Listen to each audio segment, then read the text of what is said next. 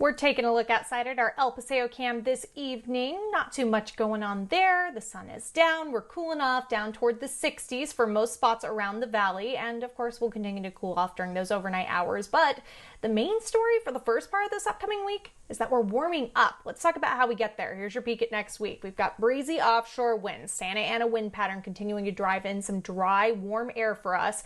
And in fact, is expected to bring our temperatures 10 to 15 degrees above what's considered normal for this time of year. So I'm talking close to the 90s.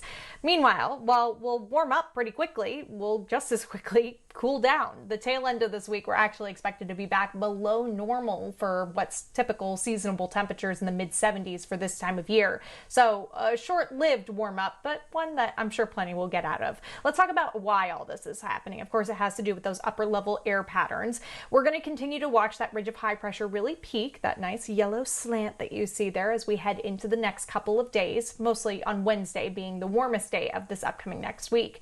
After that point, though, a trough of low pressure does quickly move in. That's all that blue and purple there. This is our onshore flow. So we're going to switch the direction of the winds, allowing them to bring in cooler air for us and drop our temperatures down again toward the tail end of this week. But in the meanwhile, we're working with offshore winds. So we're going to continue to see some stronger winds moving on in on the Little San Bernardino Mountains, staying pretty breezy through our Monday morning, consistently breezy and even a little bit more widespread through our Monday afternoon.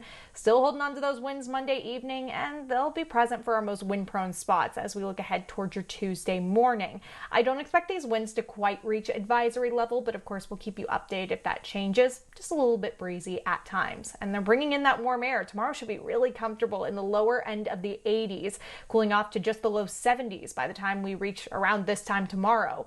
Looking ahead, that's when we're going to reach up even close to the 90s for Tuesday and Wednesday.